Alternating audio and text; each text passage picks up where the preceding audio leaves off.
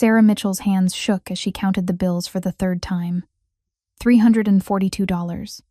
That's what stood between her and homelessness. The rent was due in 5 days, and Mrs. Chen, her landlord, had already slipped the final notice under her door that morning, printed on pink paper like a death sentence. She sat at her tiny kitchen table in the studio apartment she shared with her 4-year-old daughter Lily, watching the morning sun struggle through the dirt-streaked window.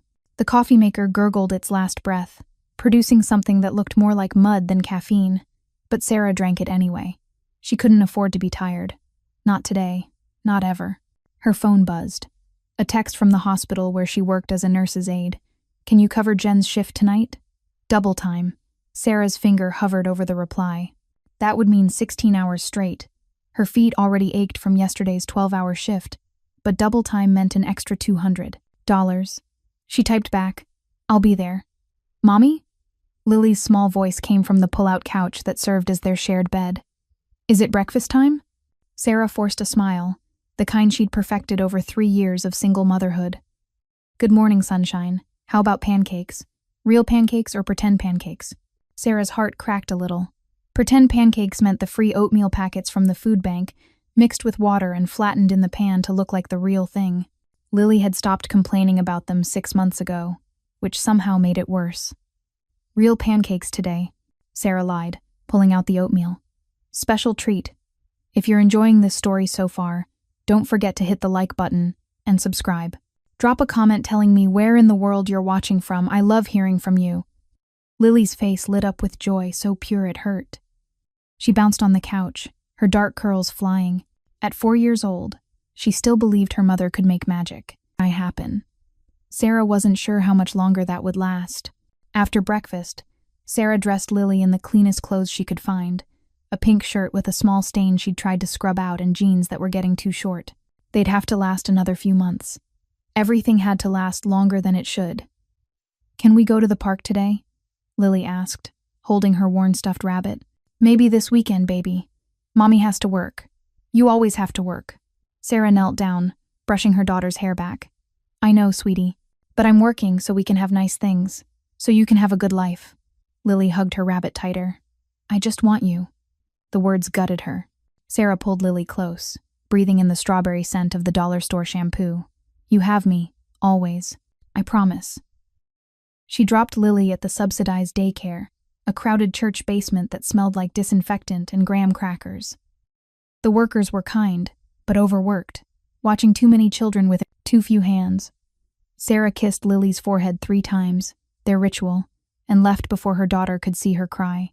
The subway was packed with morning commuters, all of them looking as exhausted as Sarah felt. She stood pressed between a man in an expensive suit who smelled like cigars and a woman with headphones blasting music so loud Sarah could hear every word. Nobody made eye contact. That was the rule in the city. You could be drowning right next to someone, and they'd never know. Sarah got off at her stop, emerging into the October sunshine. The financial district stretched before her, all glass towers and wealth she'd never touch.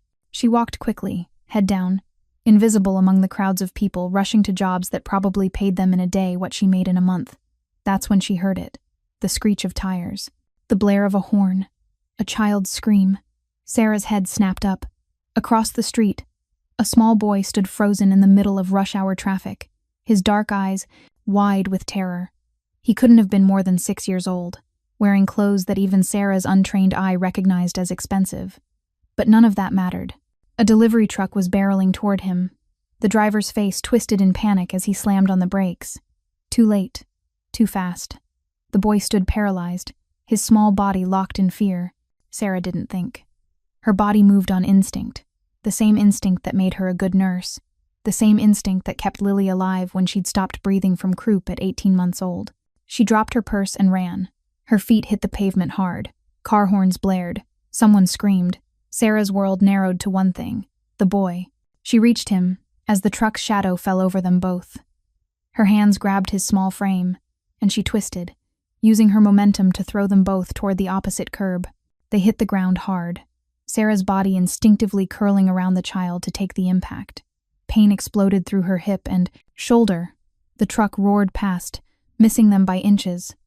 The driver swerved, nearly hitting a taxi, causing a chain reaction of screeching brakes and angry shouts. Sarah lay on the sidewalk, lungs burning, the boy's small body trembling against hers. She could feel his heart racing like a trapped bird's. "You're okay," she gasped, her voice shaking. "You're safe. I've got you." The boy didn't respond. He didn't cry. He just stared at her with those enormous dark eyes, silent and shocked.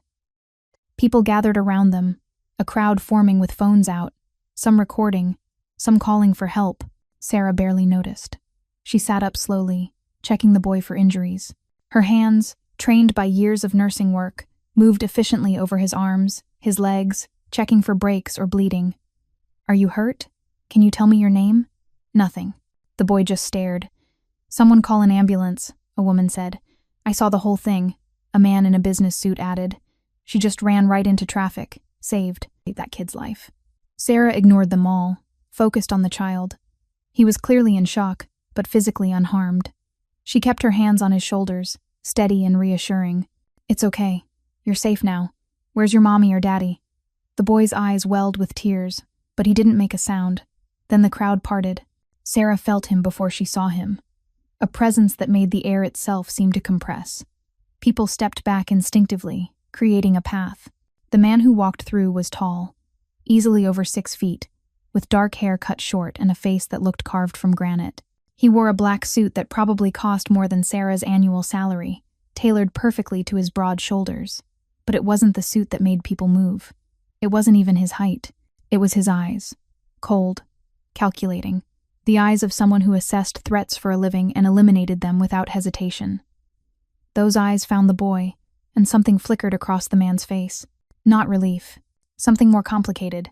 Fear, maybe, buried under layers of control. "Nico." His voice was deep, accented with something Sarah couldn't quite place. Italian, maybe. "Nico, are you hurt?" The boy, Nico, turned toward the voice. For the first time, emotion cracked through his frozen expression. He launched himself off the sidewalk and into the man's arms, finally breaking his silence with a sob that sounded like it had been trapped for years.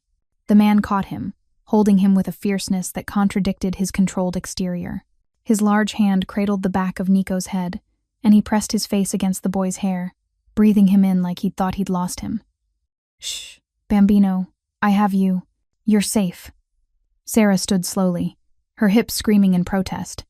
She'd definitely bruised something, maybe cracked a rib, but she was alive, and more importantly, so was the boy. The man's eyes lifted to hers, still holding Nico. For a moment, they just stared at each other. Sarah saw him register her, the wrinkled scrubs under her jacket, the exhaustion in her face, the scuffed shoes and chipped nail polish. She saw him calculating, assessing, deciding. "You saved him." It wasn't a question. He was in the street. Sarah's voice caught. The adrenaline was fading, leaving her shaky. "Is he okay? He's not talking, and I think he might be in shock." "He doesn't talk." The man's jaw tightened. "Not anymore." Before Sarah could ask what that meant, 3 more men materialized from nowhere. They moved like soldiers, scanning the crowd with professional efficiency. One of them, silver-haired and sharp-eyed, approached the tall man. "Sir, we need to move. Too many witnesses, too much exposure." The tall man nodded once. He started to turn away, Nico still in his arms, then stopped. He looked back at Sarah, really looked at her this time. "What's your name?" "Sarah. Sarah Mitchell. Sarah Mitchell." He repeated it like he was memorizing it. "Thank you for my son's life." Then he was moving, surrounded by his men, creating a protective barrier. They ushered him toward a black SUV with tinted windows that Sarah hadn't even noticed was there. But Nico, carried in his father's arms, kept his eyes on Sarah, and as the door closed, she saw his small hand lift in a tiny wave. The crowd dispersed quickly once the excitement was over. Someone handed Sarah her purse, which had been trampled in the chaos. Her phone screen was cracked, and her wallet was missing, probably stolen in the confusion. Perfect. Just perfect. Sarah limped toward the subway, every step sending pain shooting through her hip. She was going to be late for work now, and Mrs. Hernandez, her supervisor, didn't accept excuses. She'd probably write her up, maybe even dock her pay. But as she descended into the subway station, Sarah couldn't stop thinking about the boy, about his silence, about the way his father had held him. protective and desperate, about the phrase that kept echoing in her mind. He doesn't talk. Not anymore. What had happened to make a child stop speaking? Sarah made it through her shift on autopilot, her body screaming in protest every time she bent down or lifted a patient. By hour 14, she was running on fumes and spite. Mrs. Hernandez had indeed written her up for being 45 minutes late, docking 2 hours of pay as punishment. "This is the third time this month, Sarah," Mrs. Hernandez had said, her voice tired rather than angry. "I can't keep making exceptions." Sarah had just nodded, too exhausted to explain that she'd saved a child's life that morning. What was the point? Hospitals ran on schedules, not heroics. She picked up Lily at 8 p.m., 2 hours past the daycare's official closing time. The late fee was $25. Sarah handed over the cash with an apologetic smile, watching her already insufficient funds dwindle further. Lily fell asleep on the subway, her head heavy on Sarah's shoulder.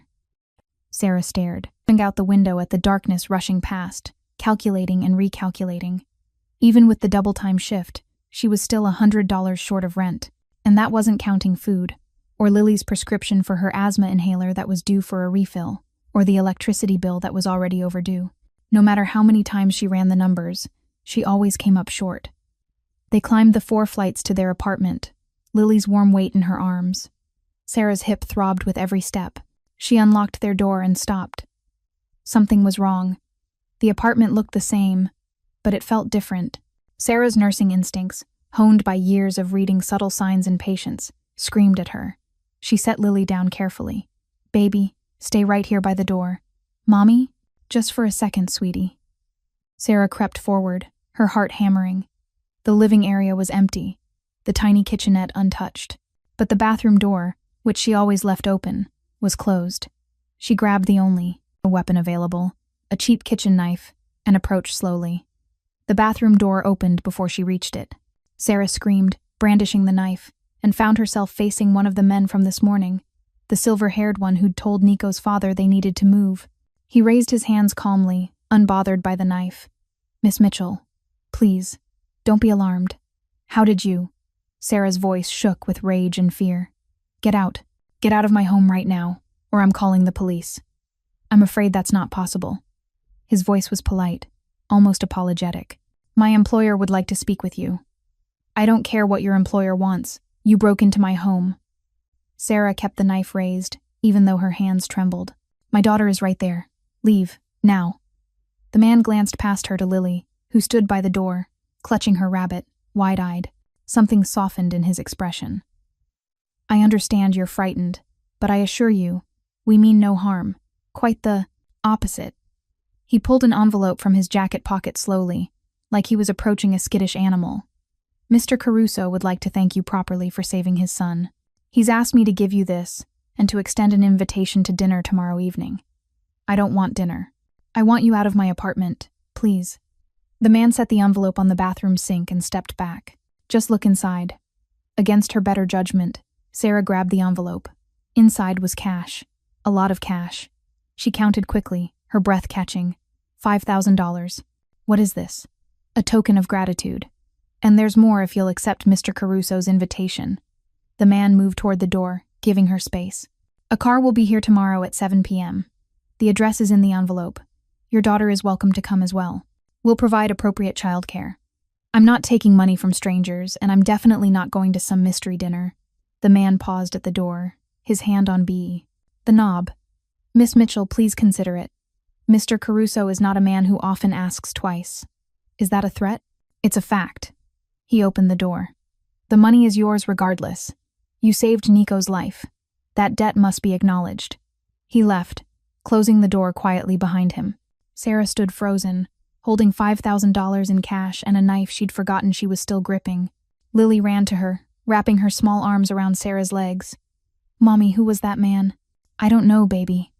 Sarah's voice was barely a whisper. "I don't know." She locked the door, checked every window, and wedged a chair under the doorknob. Then she sat on the floor with her back against the wall, Lily in her lap, staring at the money spread on the coffee table. $5,000. Enough to pay rent for 3 months. Enough to get Lily's inhaler, buy real groceries, maybe even get her daughter some new clothes. But money from what? From whom? The man had called him Mr. Caruso. The name meant nothing to Sarah. But the way he'd said it, the way his men had moved, the expensive suits and the SUV with tinted windows. Sarah pulled out her cracked phone and typed Caruso into the search bar. The results made her blood run cold. Article after article, photos of the same man from this morning, always in the background of city events, charity galas, political fundraisers, never the focus, always just present. And buried in the later pages of results, conspiracy forums and true crime blogs discussing the Caruso family, one of the 5 major crime families controlling the city, suspected of everything from money laundering to murder, but never charged, never even officially investigated, because witnesses had a habit of disappearing, and she'd just saved the heir to this empire. Sarah looked down at Lily, who had fallen asleep in her arms, peaceful and innocent. Then she looked at the money on the table. She thought about the rent notice printed on pink paper, about Lily's 2 small clothes and the empty refrigerator, about the math that never worked and the exhaustion that never ended. Tomorrow at 7 p.m. a car will arrive. She could ignore it, throw the money away, pretend this morning never happened. Or she could go. She could find out what kind of debt she'd created by saving a mob boss's son. Sarah gathered the bills carefully, tucking them into her pocket. She carried Lily to their shared bed, tucking her in with the threadbare blanket. Then she sat at the kitchen table, the dinner invitation in her hands, and tried to decide which would be more dangerous, going or staying away. Outside, 4 stories down, a black sedan sat parked under a broken streetlight. Inside, 2 men waited, watching Sarah's window. She didn't see them, but she felt them. The weight of being noticed by people who lived in shadows. Sarah had spent 3 years trying to be invisible, just another struggling single mother in a city full of them. Today, she ran into traffic and saved a child, and in doing so, she'd stepped into a spotlight she couldn't escape. The question wasn't whether she'd go to dinner tomorrow. The question was, what would happen if she didn't? If you're hooked on this story, make sure to subscribe and turn on notifications so you never miss an upload. Your support means everything and helps me bring you more emotional stories like this one. Sarah didn't sleep that night. Every creak of the building, every distant siren, every footstep in the hallway made her jump. She kept the kitchen knife on the nightstand and checked the lock 17 times before finally giving up on rest. At 5 a.m., she gave up pretending and made coffee. The envelope of cash sat on the kitchen counter where she'd left it, both tempting and terrifying. $5,000. She counted it again, just to make sure it was real. It was. Sarah's phone buzzed. A text from an unknown number. The car will arrive at 7 p.m. Formal dress. We've taken the liberty of having appropriate attire delivered to your address at noon. V. Marchetti. V. Marchetti. The silver-haired man who'd broken into her apartment. Another text followed immediately. Your supervisor at Street Catherine's has been informed you'll be unavailable this evening. Your shift has been covered with full pay. Sarah's hands tightened around her phone. How did they know where she worked? How did they have her supervisor's contact information? How deep had they already dug into her life? She typed back furiously. I never agreed to come. Stop contacting me. The response was immediate. Miss Mitchell, Mr. Caruso simply wishes to thank you properly. 1 dinner. After that, if you wish to have no further contact, your wishes will be respected. But the debt must be acknowledged. It's a matter of honor. I don't care about honor. I care about my daughter's safety, which is precisely why you should come. Let me be frank. You've been noticed. By us, yes, but also by others who watch our family. Declining this invitation won't make you invisible again. It will only make you seem suspicious. 1 dinner ensures your safety and settles the debt. Please, for your daughter's sake. Sarah stared at the screen, her stomach churning. The message was clear. Refusing would be more dangerous than accepting. Fine, 1 dinner, then we're done. Thank you. The car will arrive at 7. The dress arrived at noon exactly, delivered by a woman in her 50s with kind eyes and a professional demeanor. She introduced herself as Rosa and carried 3 garment bags. Mr. Caruso wasn't sure of your size, so he had me bring options, Rosa said, laying the bags across Sarah's pull-out couch. And something for your daughter as well, if she's attending. She's not. Sarah's voice was firm. I'm not bringing my 4-year-old to a mob dinner. Rosa's expression didn't change, but something flickered in her eyes. Understanding, maybe. A wise choice. Mr. Caruso anticipated this. He's arranged for me to stay with her here, if you'll permit it. I have references, background checks, whatever you need to feel comfortable. Sarah wanted to refuse, but Lily was already at daycare, and she'd have to pick her up at 6. There was no time to find someone she trusted, and leaving Lily with Mrs. Chen downstairs felt wrong somehow. At least if Rosa was here, Sarah could call and check in. You try anything, I won't. Rosa's voice was gentle but sure. I raised 3 children of my own, Miss Mitchell, and I've worked for the Caruso family for 20 years. I know what honor means to them. Your daughter will be safe. Sarah studied the woman's face, looking for deception and finding none. Finally, she nodded. The dresses were beautiful. Too beautiful. Sarah had never owned anything that cost more than $30, and these looked like they belonged on a runway. She chose the simplest one, a deep navy dress with a modest neckline, and sleeves that would cover the bruises already forming on her shoulder from yesterday's impact. At 6:30, with Lily fed and distracted by the new coloring books Rosa had thoughtfully brought, Sarah stood in front of the bathroom mirror and barely recognized herself. The dress fit perfectly, and Rosa had helped with her hair and makeup, transforming her from an exhausted nurse to someone who might actually belong at an expensive dinner. You look like a princess, Mommy, Lily said, her eyes wide. Just for tonight, baby. Sarah knelt down, careful not to wrinkle the dress. I'll be back before you wake up, okay? Rosa is going to stay with you. Where are you going? To say thank you to someone. The boy from yesterday? The one you saved? Sarah's heart clenched. She'd tried to explain it to Lily in simple terms, leaving out the terror and the broken phone and the stolen wallet. Yes, sweetie. His daddy wants to say thank you. That's nice. Lily hugged her rabbit. Tell the boy I hope he feels better. At 7 p.m. exactly. Sarah's. The phone buzzed. We're here. She kissed Lily 3 times, made Rosa promise to call if anything happened, and walked downstairs on shaking legs. The car waiting wasn't the SUV from yesterday. This was a town car, sleek and black, with a driver in a formal suit, who opened the door for her with a slight bow. Miss Mitchell. Sarah slid into the leather interior, and the door closed with a quiet, expensive thunk. The car pulled away from her shabby apartment building, carrying her toward a world she'd never imagined entering. The restaurant was the kind of place Sarah had walked past 1,000 times without ever imagining she'd go inside. No sign outside, just a discreet number on a dark wooden door. The driver opened her door, and suddenly V. Marchetti was there, offering his hand to help her out. Miss Mitchell, you look lovely. Let's just get this over with. A ghost of a smile crossed his face. Direct. Mr. Caruso will appreciate that. He led her through the unmarked door into a world of old-world elegance. Dark wood paneling, soft lighting from crystal chandeliers, tables spaced far apart to ensure privacy. Every person in the room looked like they belonged in a magazine. Designer clothes, expensive jewelry, the kind of casual wealth that Sarah had only seen on television.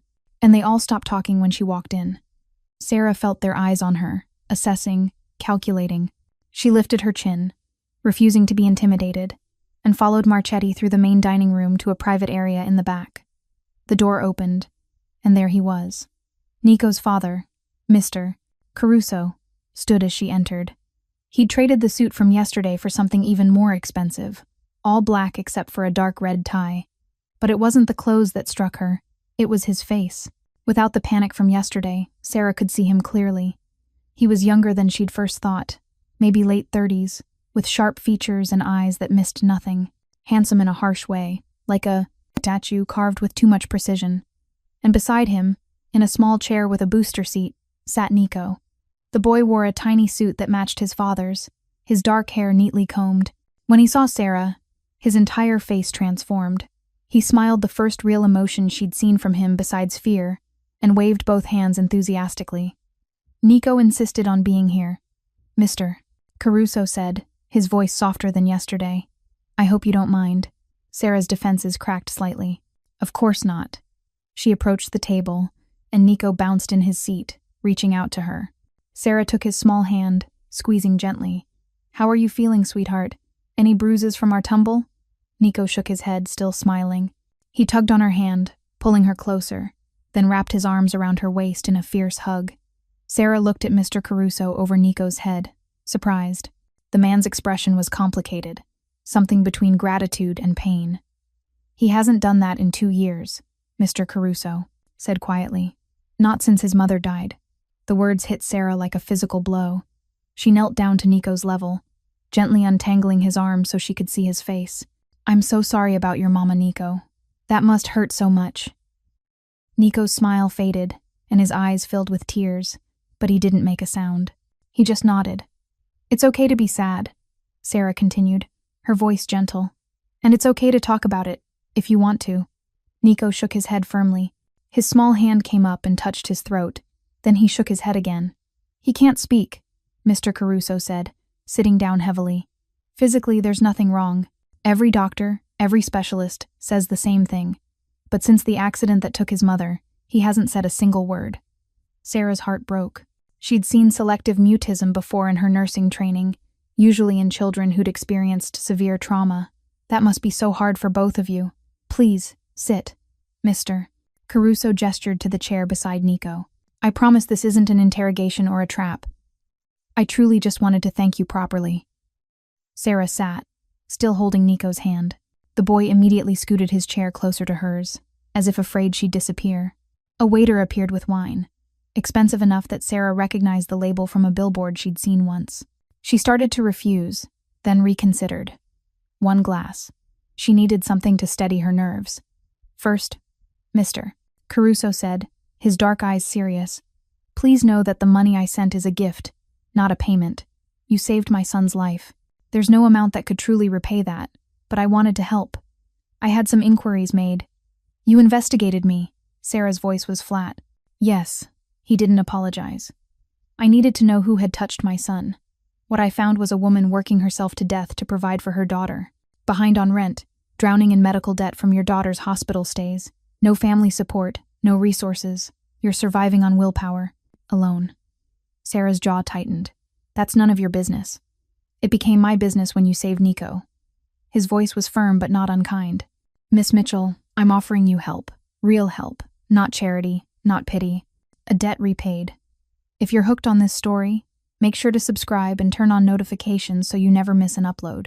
Your support means everything and helps me bring you more emotional stories like this one. I don't need help from..." Sarah caught herself before saying, "a criminal." She glanced at Nico, who was watching her with those enormous eyes. "I don't need help. Everyone needs help sometimes. There's no shame in accepting it. There is, when it comes with strings attached. No strings." Mr. Caruso leaned forward. "But I would like to propose something. Nico responds to you. In one day, you've gotten more reaction from him than I've seen in 2 years. I'd like to hire you." Sarah blinked. "Hire me?" "As Nico's companion, his caretaker during the day, while I work. Someone who can connect with him, help him heal." He named a salary that made Sarah's head spin, more than she made in 6 months at the hospital. "I'm not a therapist. I'm not qualified." "You're qualified to care. That's more than anyone else has managed." His hand rested on Nico's shoulder, protective and gentle. "My son hasn't trusted anyone since his mother died. Hasn't smiled, hasn't played, hasn't been a child. Then you appear for 5 seconds, and he lights up. That's not something I can teach or buy. That's something rare." Sarah looked at Nico, who was staring at her with hope written across his small face. She thought about Lily, about the pink eviction notice, about the math that never worked. "I need to think about it." "Of course. Take all the time you need." Mr. Caruso signaled the waiter. "But first, let's eat. Nico has been excited about this all day." He helped pick the menu. Dinner was surreal. The food was incredible. Courses Sarah couldn't pronounce served on china that probably cost more than her car. Nico sat beside her throughout, occasionally touching her arm as if to make sure she was real. Mr. Caruso, who insisted she call him Dante, was surprisingly good company when he wasn't being terrifying. He told her about Nico's favorite books, his love of dinosaurs, how he'd memorized every species by age 4, how the accident had left him trapped for 40 minutes, and how the trauma still haunted both of them. "The therapists say it's his way of coping," Dante said, watching his son color on a piece of paper the waiter had brought. "That he'll speak again when he feels safe enough. But I don't know how to make him feel safe. I've tried everything." "Maybe he doesn't need you to fix it," Sarah said gently. "Maybe he just needs time. And people who accept him as he is right now." Dante's eyes met hers, and she saw the exhaustion there, the fear. This wasn't just a mob boss. This was a father drowning in grief, and helplessness. "Will you consider my offer?" he asked. "Not just for the money. For him, please." Sarah looked at Nico, who had drawn a picture of 3 people. A tall figure, a small figure, and a woman with curly hair. Under the woman, he'd drawn a heart. She thought about Lily, about providing her with stability and security, about not having to choose between food and electricity, about actually being able to breathe. But she also thought about the articles she'd read, about the danger that came with proximity to this family. "I need to know something first," Sarah said, meeting Dante's gaze. "If I say yes, is my daughter in danger? Be honest." Dante was quiet for a long moment. "There are always risks in my world, but I can offer you protection that most people never receive. Guards, security systems, safe transport, and more than that, my personal guarantee. No one touches what's mine. And if you work for me, you and your daughter become mine to protect." That's not exactly reassuring. "It's the truth.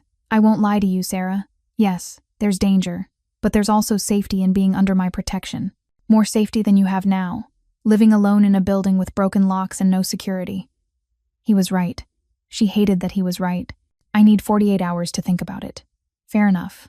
Dante pulled out a business card, writing something on the back. "This is my private number. Call any time, day or night, and regardless of your decision, the money I sent is yours. Nico's life is worth more than any amount I could give you."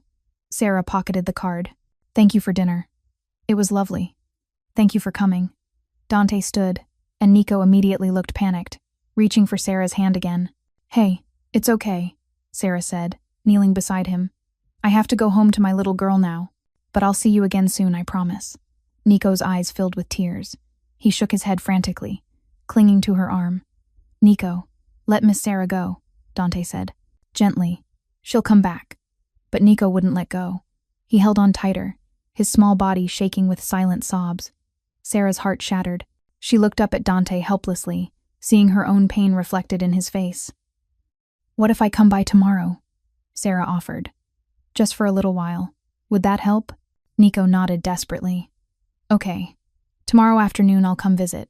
We can play with your dinosaurs or read books or whatever you want. Deal?" Nico hesitated, then slowly released her arm. He held up his pinky finger. Sarah smiled, linking her pinky with his. "Pinky promise. I'll be there." Nico managed a small smile through his tears. As Marchetti drove Sarah home, she stared out the window at the city lights, her mind racing. She'd just promised to visit a mob boss's son. She'd just been offered a job that would solve all her financial problems but tie her to a criminal empire. And the worst part? She was actually considering it. Because watching Nico's face light up, feeling his small hand in hers, seeing Dante's desperate hope, it made her remember why she'd become a nurse in the first place. To help people, to heal, even if those people lived in a world of shadows and violence. Her phone buzzed. A text from Rosa. "Lily is asleep. All went well. She's a delightful child." Sarah smiled despite everything. At least Lily was safe. For now. The car pulled up to her building. Marchetti walked her to her door, his presence somehow both comforting and unsettling. "For what it's worth," he said as she unlocked her apartment, "I think you'd be good for the boy. And for Mr. Caruso. They both need someone who isn't afraid to be real with them." "I'm terrified of them." "But you came anyway. That's courage, Miss Mitchell." He nodded once. "Good night. Someone will be watching the building tonight. For your protection." He left before Sarah could protest. Inside, Rosa sat knitting on the couch, looking up with a warm smile. "Welcome back. Lily went down at 8:30. She's a sweetheart." "Thank you." Sarah paid Rosa from the cash Dante had given her, adding extra for the trouble. After Rosa left, Sarah checked on Lily, tucking the blanket tighter around her sleeping daughter. Then she sat at the kitchen table and pulled out Dante's business card. One phone call would change everything. She could say no, keep her life simple and safe. Or she could say yes, step into danger, but give Lily the stability she'd never had. Sarah looked at the rent notice on the refrigerator, at the empty cabinets, at the photos of Lily taped to the wall. Her beautiful daughter deserved better than this constant struggle. Then she looked at her phone, at the time. 11:47 p.m. She typed out a text to the number on the card. "I'll do it. For Nico. But I have conditions." The response came within seconds. "Name them." 1. Lily comes first. Always.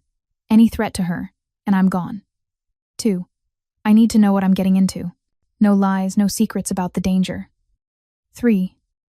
I'm not doing anything illegal. I'm there for Nico, nothing else. It's 4. If I say no to something, it means no. I'm not your employee. I'm Nico's caregiver. She waited, holding her breath. Agreed on all points.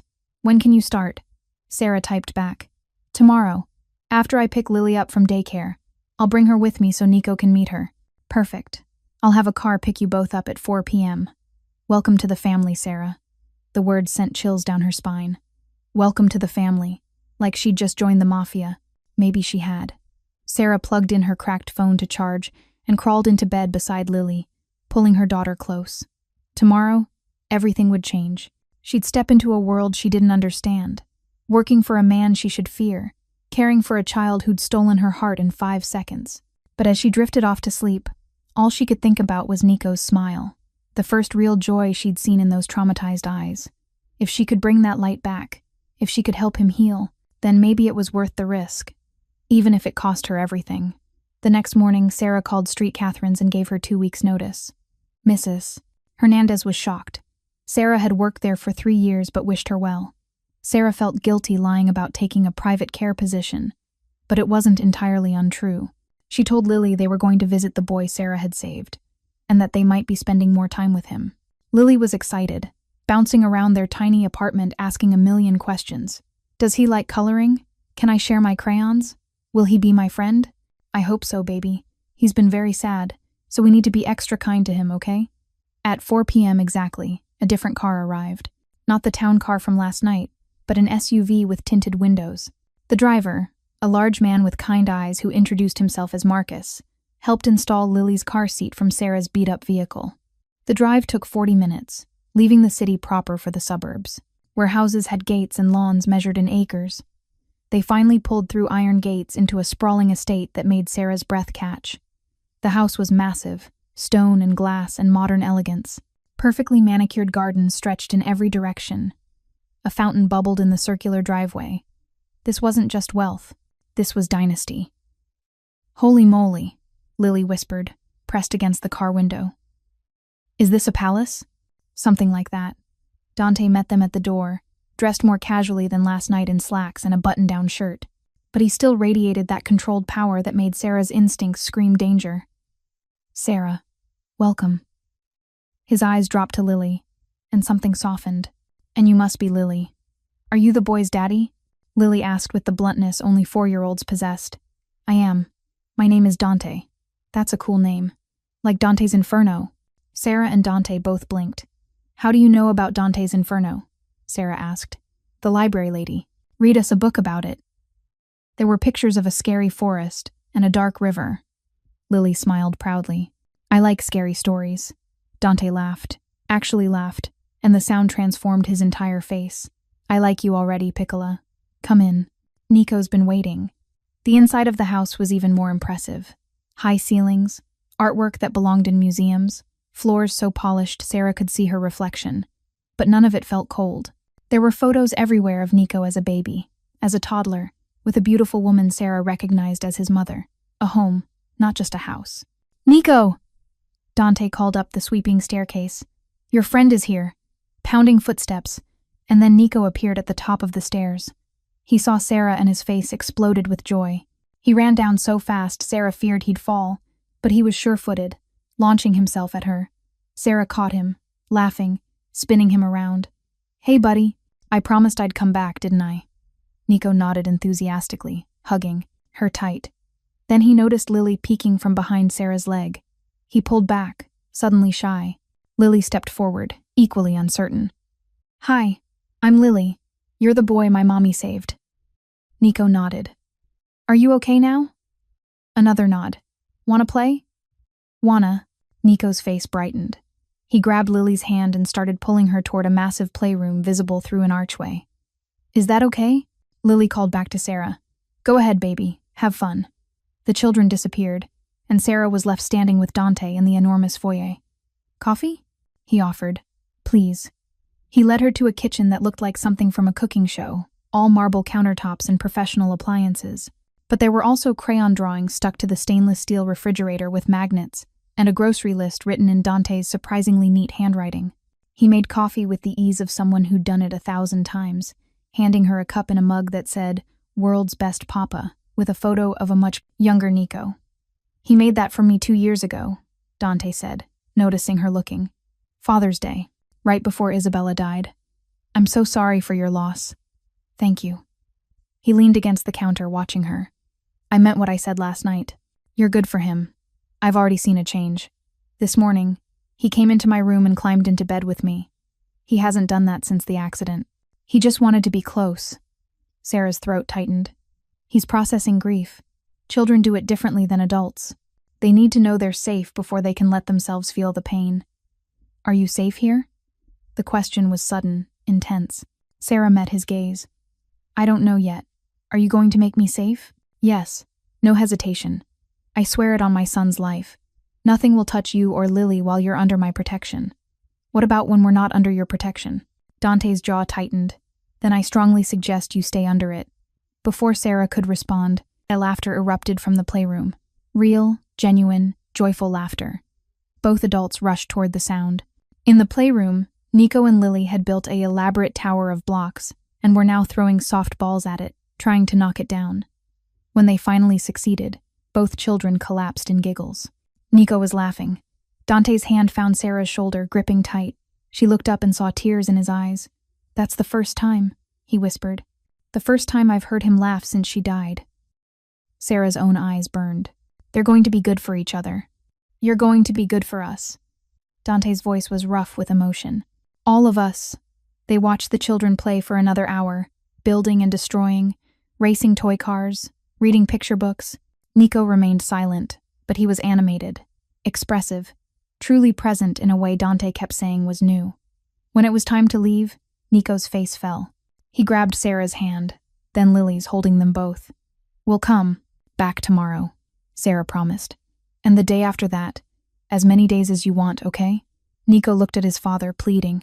"Every day," Dante confirmed. "Sarah and Lily will be here every day." On the drive home, Lily chatted nonstop about her new friend. "He doesn't talk, but that's okay. We don't need words to have fun. Can we go back tomorrow, please, Mommy?" "We can, baby." "I like Nico. And his daddy is nice, even though he looks scary." Sarah smiled despite her anxiety. "Yeah, he is both those things." That night, after Lily was asleep, Sarah sat at her laptop and started researching the Caruso family. What she found made her blood run cold.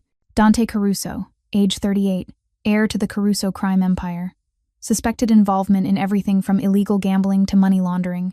2 federal investigations, both dropped due to lack of evidence or witnesses who suddenly refused to testify. His father, Giovanni Caruso, had been the head of the family until his death 3 years ago. A photo showed him at Dante's wedding, a hard man with cold eyes, nothing like his son. Isabella Caruso, née Rossi, had come from another prominent Italian family, married at 21, died at 28. There were photos of her at charity events, always smiling, always perfectly put together. And Nico, born 6 years ago, the only heir to an empire built on blood. Sarah closed her laptop, feeling sick. What had she agreed to? What danger had she brought into Lily's life? But then she remembered Nico's laughter, his joy at having a friend, his desperate need for connection. She'd made a promise, and Sarah Mitchell didn't break promises, even if they led her straight into hell. The first week passed in a blur. Sarah and Lily went to the estate every afternoon. Lily would play with Nico while Sarah worked remotely on planning activities, researching selective mutism, and slowly learning the rhythms of the household. Rosa, the woman who'd watched Lily, turned out to be the head housekeeper. She warmed to Sarah immediately, grateful to have another woman who cared about Nico. "Mr. Caruso is a good man," Rosa said one afternoon, bringing Sarah tea while the children played. "Despite what the world thinks, he loves that boy more than anything. Isabella's death nearly destroyed him." "Were you here when it happened?" Rosa's face fell. "Yes. The call came in the middle of the night. Mr. Caruso was away on business. He chartered a helicopter to get to the hospital, but by the time he arrived, she was gone. Nico was still in surgery." She wiped her eyes. "That boy was screaming for his mama, and Mr. Caruso had to tell him she wasn't coming back. He held Nico for 3 days straight.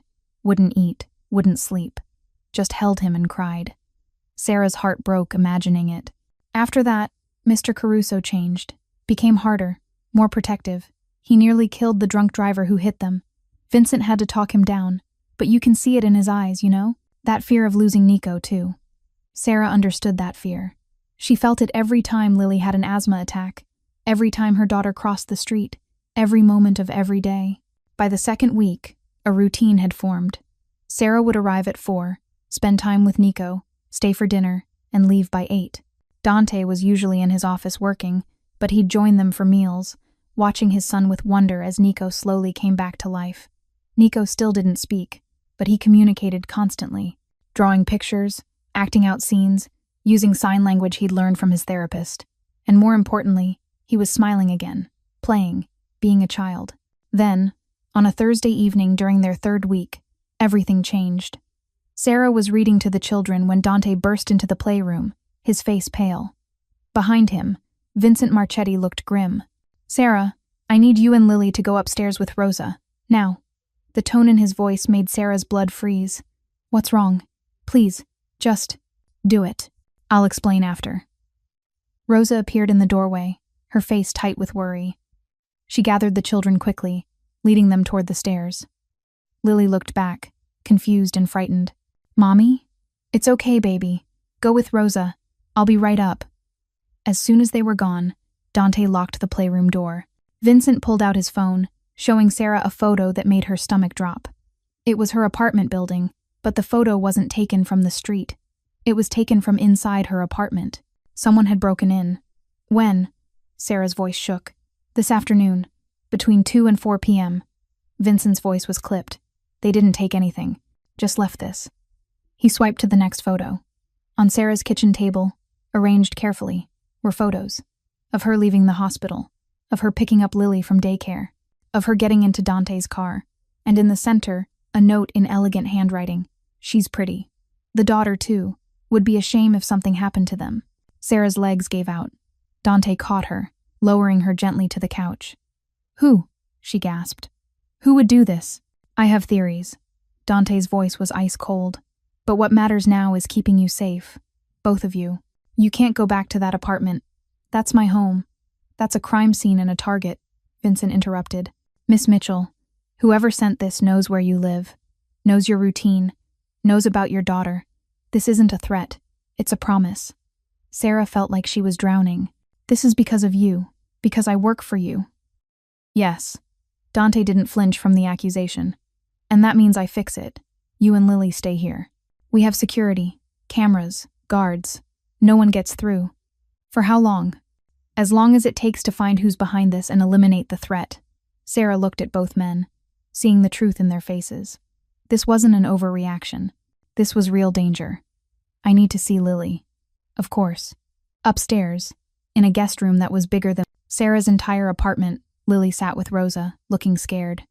When she saw Sarah, she ran into her arms. "Mommy, what's wrong? Why did we have to leave?" Sarah held her daughter close, breathing in her strawberry shampoo, trying not to let her fear show. "We're going to stay here for a little while, okay?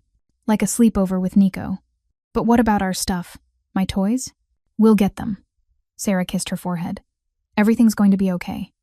But as she said it, Sarah wasn't sure she believed it, because she'd just learned the price of stepping into Dante Caruso's world, and someone had just declared war. Sarah didn't sleep that night. The guest room was luxurious king-sized bed, Egyptian cotton sheets, an en-suite bathroom bigger than her old kitchen, but none of it brought comfort. Lily had finally fallen asleep around midnight, clutching her stuffed rabbit, occasionally whimpering in her dreams. Sarah sat by the window, watching the grounds below. Guards patrolled with flashlights and dogs. Cameras swept the perimeter. This wasn't a home anymore. It was a fortress, and she was trapped inside. At 3 a.m., there was a soft knock on the door. Sarah opened it to find Dante standing in the hallway, still dressed, looking like he hadn't slept either. "Can we talk?" His voice was low, careful not to wake Lily. Sarah stepped into the hallway, closing the door behind her. "About how I've put my daughter in danger?" "Sure, let's talk about that." "Sarah." "No." Her voice shook with rage and fear. You promised me she'd be safe. You swore on your son's life. And now there are photos of her on my kitchen table, and a death threat, and her voice broke. She's 4 years old, Dante. 4. I know. His jaw was tight, his hands clenched into fists. And I will find who did this. I will eliminate them. But right now, I need you to trust me. Trust you? How can I trust you when... Because I have more to lose than you do. Dante's voice was barely controlled. Fury. If something happens to you or Lily, Nico loses the only person who's brought him back to life. He loses his friend. He loses you. And I can't... He stopped, turning away. I can't let him lose anyone else. Sarah saw the tremor in his shoulders, the way his hand gripped the hallway railing like it was the only thing keeping him upright. Who did this? She asked quietly. I don't know yet, but Vincent has theories. There are 3 families who would benefit from destabilizing me right now. The Marcellos, the Vitales, and the Russians under Volkov. He turned back to her. Any of them would see you as leverage, a way to control me through Nico. Then I should leave, take Lily and disappear, change our names, move across the country. They'd find you in a week. Dante's voice was flat. These people have resources you can't imagine. You'd be dead before you made it to the state line. And Lily. He couldn't finish the sentence.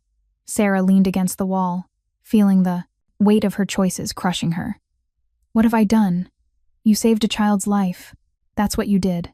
Dante moved closer, his voice softening. The rest of this? This is my world. My sins, not yours. And I will keep you safe from them. Both of you. I swear it. Your swearing doesn't mean much right now. Then let me prove it. He pulled out his phone, showing her security footage. I've tripled the guards. Installed new cameras. Every inch of this property is monitored. Vincent is coordinating with my contacts in the police department. Yes, I have contacts to investigate your apartment. And I've put out word that anyone who touches you or Lily answers to me personally. Sarah watched the footage showing armed men taking positions around the estate. This is insane. This is not how normal people live. You're not normal people anymore. The moment you stepped into that traffic, the moment you touched my son, you became part of this world. I'm sorry for that. But I can't undo it. I can only protect you through it. From inside the room, Lily whimpered. Sarah immediately turned toward the door. Go to her, Dante said. Get some rest. Tomorrow we'll figure out next steps. What next steps? We're prisoners here. You're protected here. There's a difference. He started to leave, then paused. For what it's worth, I don't regret meeting you. Even with all of this, watching Nico come back to life, hearing him laugh again, that's worth any price. But I do regret bringing this danger to your door. That guilt, I'll carry forever. He left before Sarah could respond. She returned to the room and climbed into bed with Lily, holding her daughter close, listening to the steady rhythm of her breathing. Outside, guard dogs barked. Somewhere in the house, she heard footsteps and low voices. This was her life now. Luxury and danger in equal measure. Beauty wrapped in violence. And she had no idea how to protect her daughter from any of it. Morning came with a knock, and that made Sarah jump. She'd finally fallen asleep around 5 a.m., and now sunlight streamed through the windows. Lily was already awake, sitting on the floor playing with her rabbit. Come in, Sarah called, her voice rough. Rosa entered with a breakfast tray and a gentle smile. Good morning. Mr. Caruso thought you might prefer to eat in your room this morning. He's in meetings, but Nico would like to see Lily when you're ready. Thank you, Rosa. Sarah took the tray, noting the fresh fruit, perfectly cooked eggs, and coffee that smelled like heaven. Can I ask you something? Of course. Has this happened before? Threats like this? Rosa's expression clouded. Yes, twice. Once when Nico was a baby, and once right after Mrs. Isabella died. Both times, Mr. Caruso handled it. The threats stopped. She paused, her voice dropping. The people who made them stopped existing. Sarah's blood ran cold. He killed them. He protected his family. Rosa met her eyes steadily. In this world, Miss Sarah, those are the same thing. After Rosa left, Sarah and Lily ate breakfast in silence. Lily kept asking questions. Why couldn't they go home? When would they get their things? Was this like the hotels they'd stayed at when Mommy had to work overnight shifts? Sarah answered as best she could, spinning lies and half-truths, trying to keep the fear from her voice. Around 10 a.m., there was another knock. This time it was Vincent Marchetti. Miss Mitchell. Mr. Caruso would like to see you in his office. I'll stay with Lily." Sarah's first instinct was to refuse, but she saw the seriousness in Vincent's face. "Lily, sweetie, can you stay with Mr. Marchetti for a few minutes? I need to talk to Dante. Can I go see Nico?" "Of course," Vincent said, his stern face softening slightly. "I'll take you to the playroom." Sarah followed them downstairs, then split off toward Dante's office. The door was open, revealing a room lined with bookshelves and dominated by a massive desk. Dante stood at the window, phone pressed to his ear, speaking rapid Italian. When he saw Sarah, he ended the call abruptly. "Come in, close the door." Sarah obeyed, her heart hammering. The last time someone had asked her to close a door for a private conversation, it had been her ex-husband asking for a divorce. "We found something," Dante said without preamble. He turned his laptop toward her, showing security footage from her apartment building. This was recorded yesterday at 2:47 p.m. The footage showed a man in a maintenance uniform entering her building. He had a toolbox and moved with confidence, like he belonged. But when he reached Sarah's apartment, he picked the lock with practiced ease and disappeared inside. "Do you recognize him?" Dante asked. Sarah studied the face, but it meant nothing to her. "No." "Who is he?" "His name is Anton Kuznetsov. He works for Dmitry Volkov, the Russian you mentioned." "Yes." Dante's voice was grim. "Volkov has been trying to expand his territory into areas my family controls. Restaurants, shipping, construction contracts. We've been pushing back, and it's been getting ugly. This," he gestured at the screen, "is an escalation. He's threatening me to get to you." "Yes, and it means the threat is very real." Dante closed the laptop. "Volkov doesn't bluff. If he says he'll hurt you, he means it." Sarah sank into a chair, her legs suddenly weak. "What do I do?" "You stay here. You let me handle this. And you trust that I will end this threat before it touches you or Lily." Dante moved around his desk, leaning against it. "But I need you to understand something, Sarah.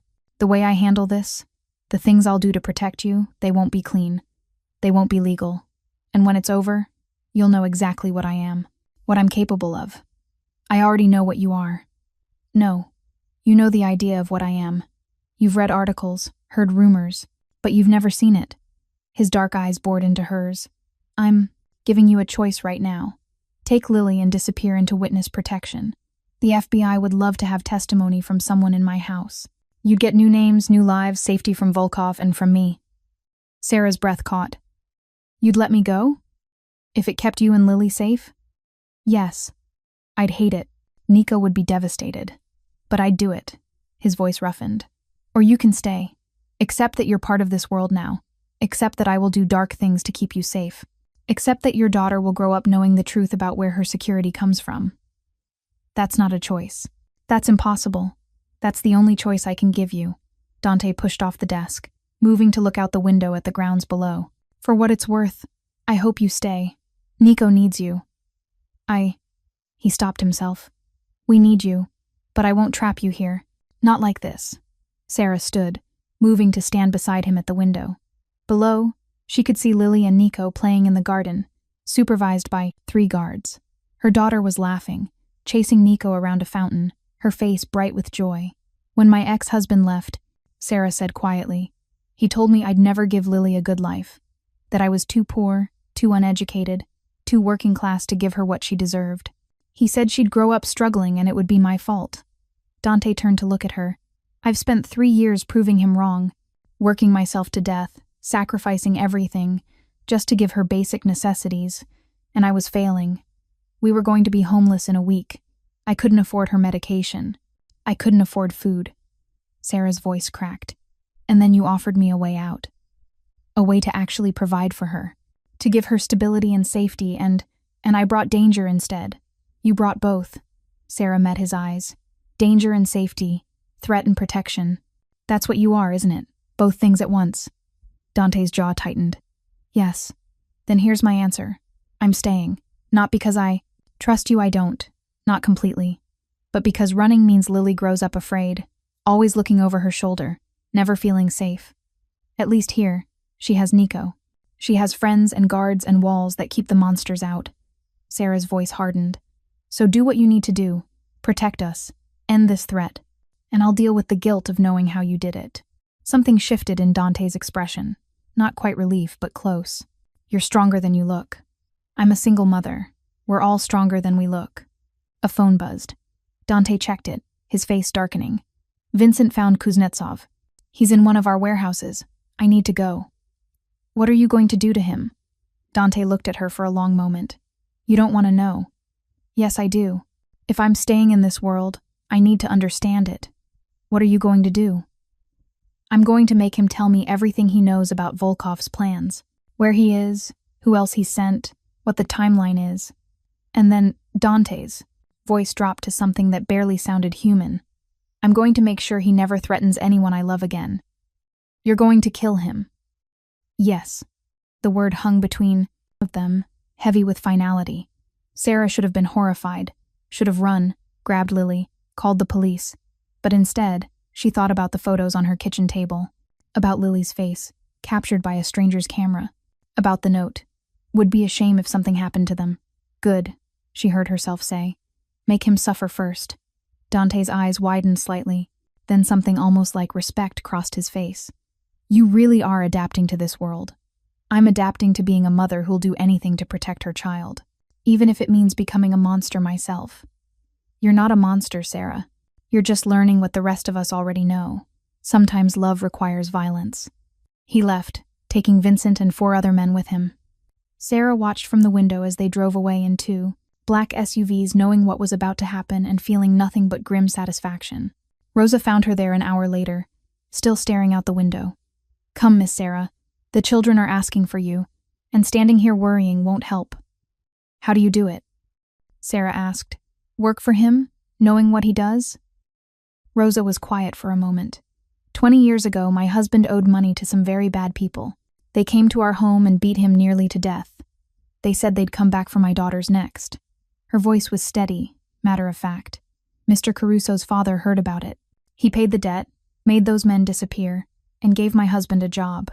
We've been loyal to this family ever since, because they saved you, because they protected us when no one else would. The law didn't help.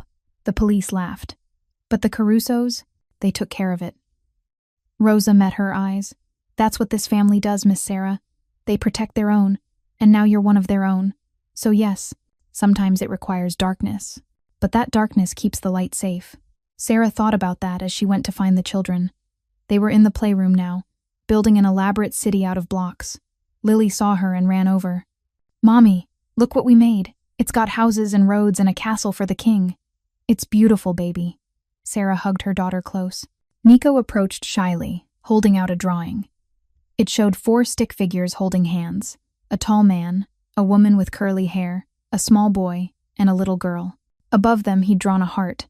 Sarah knelt down to his level. Is this us? Our family? Nico nodded enthusiastically. Then he did something unexpected. He wrapped his arms around Sarah's neck and whispered in her ear, so quietly she almost missed it. Stay. Sarah pulled back, staring at him in shock. Nico's eyes were wide, hopeful, terrified. His first word in 2 years, and he'd used it to beg her not to leave. Tears streamed down Sarah's face. She pulled him, close, holding both children now. I'm staying, Nico. I promise. I'm not going anywhere. Nico's small body shook with silent sobs of relief, and Sarah realized that whatever happened next, whatever darkness Dante brought back from that warehouse, she'd made her choice. She'd chosen this strange, damaged family over safety. She'd chosen love over law. She'd chosen to become part of the shadows. Dante returned 6 hours later. Sarah heard the SUVs pull up around 8 p.m., heard the low voices in the foyer. She'd put both children to bed an hour ago, Lily in the guest room, Nico insisting on sleeping in a room next door so he could be close to them. She found Dante in his office, sitting in the dark, a glass of whiskey in his hand. His knuckles were bruised, and there was blood on his collar. Did you get what you needed? Sarah asked from the doorway. Yes. His voice was hollow. Kuznetsov talked. Volkov has been planning this for weeks. You were always the target, Sarah. From the moment you saved Nico, Volkov saw an opportunity. He had people watching, gathering information, waiting for the right moment to strike. Sarah's stomach churned. What was the plan? Kidnap you and Lily, use you to force my hand, make me give up territory, or watch you die. Dante downed the whiskey in one swallow. He underestimated how far I'd go to prevent that. What did you do? Dante looked up at her. And in the dim light, she saw the monster he'd warned her about. The cold, efficient killer who built empires on blood. I sent Volkov pieces of Kuznetsov, starting with his fingers, along with a message, "Touch what's mine, and I'll erase your entire bloodline." His voice was flat, devoid of emotion. Then I had Vincent reach out to our contacts in the Russian community. Made it clear that Volkov's war with me just became a war with every family who values their children. That targeting innocents crosses a line even our world doesn't accept. Will it work? It'll force him to, and back down or escalate into open war. Either way, he won't touch you. The cost just became too high. Dante poured another drink. But you asked what I did. That's what I did. I tortured a man for information, killed him, and delivered his body as a threat. That's who you're trusting with your daughter's safety. Sarah walked into the office, closing the door behind her.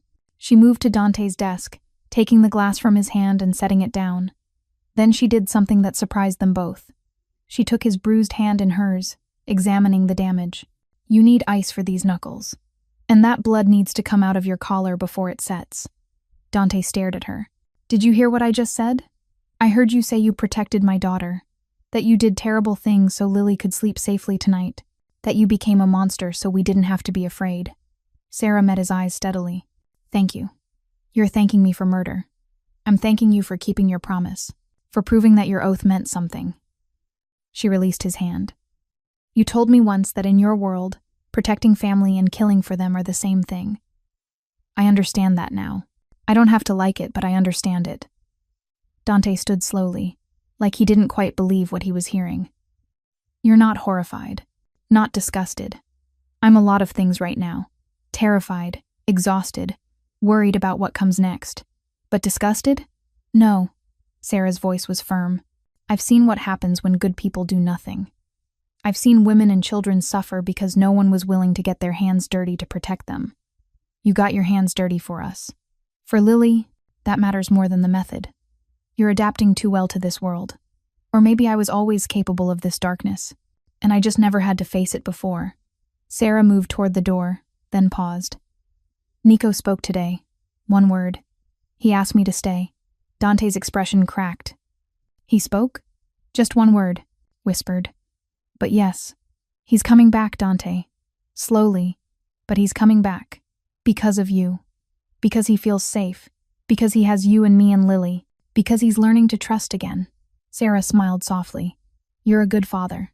Don't forget that among all the other things you are. She left him there in the dark, but not before seeing the tear track down his cheek. The next 3 weeks passed in a strange new normal. Sarah and Lily officially moved into the estate, their belongings retrieved from the apartment by Vincent's men. Sarah's old life was carefully packed away, her cheap furniture donated, her photos and Lily's toys transported to rooms that cost more than she'd earned in a year. Lily adapted with the resilience only children possessed. She had her own room now, bigger than their entire old apartment, with a closet full of new clothes that Rosa had thoughtfully purchased. She had a friend in Nico, and she was happy. Sarah adapted more slowly, learning the rhythms of the house, understanding the unspoken rules, the guards who were always present but invisible, the phone calls Dante took at odd hours, his voice dropping to Italian, the nights when he didn't come home until dawn, his knuckles bruised, his suits needing Rosa's careful attention to remove stains. Volkov had backed down, according to Vincent. The message had been received, but there were always other threats, other families pushing boundaries, testing Dante's resolve. And through it all, Nico continued to heal. He spoke more now, whispered words at first, then short sentences. His voice was rusty from disuse, but beautiful. He told them about his dreams, his mother, his fears. He cried when he needed to and laughed more often than not. He called Sarah, Mama Sarah, which broke her heart and healed it simultaneously. One evening, 6 weeks after she'd moved in, Sarah found Dante on the terrace overlooking the gardens. The sun was setting, painting everything in shades of gold and amber. Can I join you? She asked. Always. He gestured to the chair beside him. They sat in comfortable silence, watching the children play below. Lily and Nico were chasing fireflies, their laughter carrying on the evening breeze. I need to tell you something, Dante said. The board is pressuring me to remarry. For appearances, for legitimacy. They think Nico needs a mother figure officially. Sarah's stomach clenched. Oh, I told them he already has one. That you're more of a mother to him than Isabella ever was. He turned to look at her. She loved him, but she was terrified of this life. Terrified of me. She couldn't be present because she was always afraid. But you, his voice roughened. You walked into the darkness and didn't flinch. You chose to stay even when I gave you an out. You chose us. What are you saying? I'm saying that if the board wants me to remarry, they're going to be disappointed. Because the only woman I'd consider marrying is sitting right here, and I'm fairly certain she'd say no. He smiled slightly. You're too smart to legally tie yourself to a criminal. Sarah's heart hammered. Is this a hypothetical proposal? More like thinking out loud. Wondering if I'm insane for falling in love with the woman who saved my son's life. Dante's voice dropped. Wondering if you feel even a fraction of what I feel when I see you with Nico. When I watch you tuck Lily in at night. When you argue with me about morality and still choose to stay. Dante, you don't have to respond. I just needed you to know. Whatever this is, whatever we're building here, it's not just about protecting you anymore. It hasn't been for weeks. He stood, preparing to leave. You've become essential, Sarah. To Nico, to me, to this family. And I'm not foolish enough to let you go. He started toward the door, but Sarah's voice stopped him. I think I'm falling in love with you too. And I have no idea what to do about it. Dante turned slowly, hope and fear, warring in his expression. You're dangerous and violent and everything I should run from, Sarah continued, standing. But you're also protective and caring and the best father I've ever seen. You make me feel safe while simultaneously terrifying me. You're impossible. Is that a compliment? It's the truth. She moved closer. I don't know how to love someone like you. Someone who kills to protect. Someone who lives in shadows. But I'm learning. And I think maybe I want to learn. Dante closed the distance between them in 3 strides. He cupped her face in his hands, searching her eyes. If we do this, there's no going back. You become mine in every sense of the word. Under my protection, under my name if you'll take it, part of this family forever. The world will know you're connected to me, and all the danger that brings. I know. And you're choosing this anyway? Choosing me? Sarah thought about the last 6 weeks. The fear and the safety, the violence and the tenderness. She thought about Nico's laughter and Lily's joy. About Rosa's kindness and Vincent's grudging respect. About the family they'd built from broken pieces. I'm choosing all of it. The good and the bad. The light and the dark. I'm choosing us. Dante kissed her then, gentle and fierce all at once. A promise and a claiming. Sarah melted into it, her hands fisting in his shirt, pulling him closer. When they finally broke apart, both breathing hard, Dante rested his forehead against hers. Marry me, he whispered, not for the board or appearances, for us, for Nico and Lily, because I can't imagine my life without you in it anymore. Yes. The word came easily, naturally, like she'd been waiting to say it all along. Yes, I'll marry you. From below, they heard Lily's voice. Nico, Mama Sarah and your papa are kissing. Nico's response, clear and strong. Good. That means she's staying forever. Both children erupted in cheers and laughter. Dante pulled Sarah close, holding her like she was precious and breakable and strong all at once. Welcome to the family, amor mio. Officially this time. Sarah looked at the man she'd chosen, the monster and the father, the criminal and the protector. She thought about the moment she'd run into traffic, how one split-second decision had changed everything. She'd saved a child and found a family. She'd stepped into darkness and discovered light, and as Dante kissed her again, the children celebrating below, Sarah realized she'd finally found what she'd been searching for all along. Home. Epilogue. 6 months later. The wedding was small, intimate, held in the estate gardens with only close family. Rosa cried. Vincent actually smiled. The children, Nico in a tiny tux, Lily in a dress that made her look like a princess, stood beside them as both flower girl and ring bearer, passing the bands back and forth with serious concentration. When Dante kissed Sarah as his wife, Nico and Lily cheered so loudly they drowned out the small orchestra. The reception was held in the ballroom, which Sarah was still getting used to the fact that they had a ballroom. She danced with Dante, with Nico, with Lily, with even Vincent, who surprisingly wasn't terrible at it. Late in the evening, as guests mingled and children played, Dante pulled Sarah aside to a quiet corner. I have something for you. He handed her an envelope. Inside was a deed. Sarah read it 3 times before understanding. You bought my old apartment building? I bought it, renovated all 20 units, and I'm turning it into subsidized housing for single mothers. Preference goes to nurses and healthcare workers. Dante's voice was soft. Rosa will manage it. We'll keep rents affordable, provide daycare, create a community where women like you once were can actually survive instead of just struggling. Sarah's eyes filled with tears.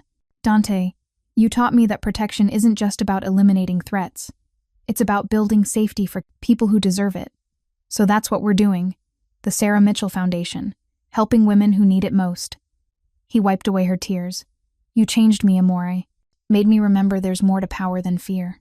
This is my way of honoring that. Sarah kissed him, pouring everything she felt into it. When they broke apart, she whispered, I love you. Even when you're terrifying, even when I don't understand your world, I love you. I love you too, and thank you for running into that traffic. Thank you for being reckless and brave and too stubborn to stay away. He pulled her close. Thank you for saving my son, for saving me. They returned to the party to find Nico teaching Lily how to dance, both children giggling as they stepped on each other's feet. Vincent stood guard by the door, watching the celebration with something almost like contentment. Rosa fussed over the cake, making sure everything was perfect. And Sarah, now Sarah Caruso, looked around at her impossible. Family, the mob boss husband, the formerly mute stepson, her joyful daughter, the staff who'd become friends, the armed guards who'd become protective uncles, and felt truly happy for the first time in years. She'd rushed into traffic to save a child, and in doing so, she'd saved herself. Not from danger that would always be part of this life, but from loneliness, from struggle, from a world where love was a luxury she couldn't afford. Now love was her greatest wealth, and she'd protect it as fiercely as Dante protected his empire, with everything she had, forever. Thank you so much for watching until the end. If you love this story, check out the other videos on your screen now. I think you'll really enjoy them. And don't forget to subscribe if you haven't already. See you in the next story.